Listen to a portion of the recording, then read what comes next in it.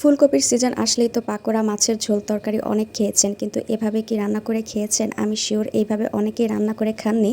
তবে আজকে আমার এই রেসিপিতে সহজভাবে একটা মজাদার ফুলকপির তরকারি রান্না করে দেখাবো। এখন কিন্তু বাজারে এরকম বড় বড় ফ্রেশ ফুলকপি উঠে গেছে, আপনারাও বাসায় ট্রাই করবেন আর জানাবেন কেমন হয়েছে। তাহলে চলেন রেসিপিতে চলে যাই। এখানে আমি ফুলকপিটা একটু বড় করে কেটে নিয়েছি, আপনারা চাইলে আপনাদের মন মতো কেটে নিতে পারবেন। আর এটাকে একটা ভাপ দিয়ে নিব। এটাকে কিন্তু পুরোপুরি সিদ্ধ করা যাবে না, তখন যখন আপনারা রান্না করবেন তখন কিন্তু ফুলকপিটা গলে যাবে। এটাকে জাস্ট দুইটা বলক দিয়ে ভাপ দিয়ে পানিটা ফেলে দিতে হবে, যাতে ফুলকপির কাঁচা গন্ধটা চলে যায়।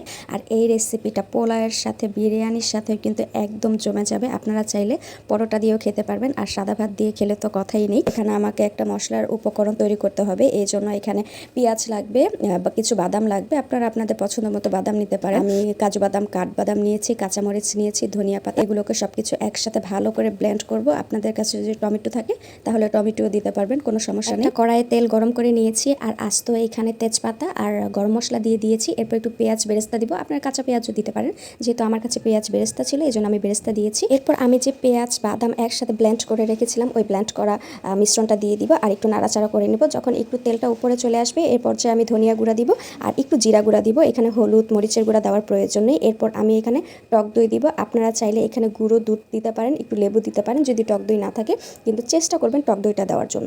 এরপর আমি ভালো করে নাড়াচাড়া দিয়ে অল্প একটু পানি দিয়ে ভালো করে মিশ্রণটাকে কষিয়ে নিব। যখন দেখবো যে মিশ্রণটা একটু রান্না হয়ে গেছে ভালো মতো আর একটু পানি আছে, সেই পর্যায়ে আমি গুঁড়ো দুধ দিয়ে দিব। আপনারা এখন লিকুইড দুধ দিতে পারেন, কিন্তু গুঁড়ো দুধটা দিলে কিন্তু টেস্ট আরও বেশি ভালো আসে।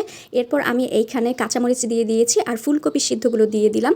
আর এখানে আমি ঢাকাচোকা দিয়ে দিব, যাতে এটা ভালো মতো প্রপারভাবে রান্না হয়ে যায়। আর আমি ওই যে ভাপিয়ে নিয়েছিলাম বলে দেখেন আমার একটা ফুলকপিও ভাঙেনি, খুব সুন্দর প্রতিটা ফুলকপি একদম আস্ত আস্ত আছে। আর এরপরে এই তরকারিটার মধ্যে আমি মেইন একটা উপকরণ দিয়ে দিব, সেটা হলো রোস্টের মশলা। হ্যাঁ, অবশ্যই রোস্টের মশলাটা দেওয়ার চেষ্টা করবেন, তাহলে এইটা থেকে খুব সুন্দর একটা শাহি শাহি একটা ফ্লেভার আসে, যেটা খেতে জাস্ট অস্থির লাগে। এইখানে আমার রান্না কিন্তু একদম কমপ্লিটলি ডান। সো আমি নামানোর আগে এখানে একটু ধনেপাতা দিয়ে দিয়েছি আর একটু পেঁয়াজ বেরেস্তা দিয়ে দিয়েছি। আপনারা চাইলে একটু ঘি দিতে পারেন, একটু চিনি দিতে পারেন, আমি চিনিটা স্কিপ করেছি। ফুলকপিটা এমনি হালকা একটু মিষ্টি হয়। যদি ভিডিওটা ভালো লেগে থাকে তাহলে অবশ্যই আমাকে একটু লাইক কমেন্ট শেয়ার করবেন আর পেজটা ফলো দিয়ে দিবেন। টাটা।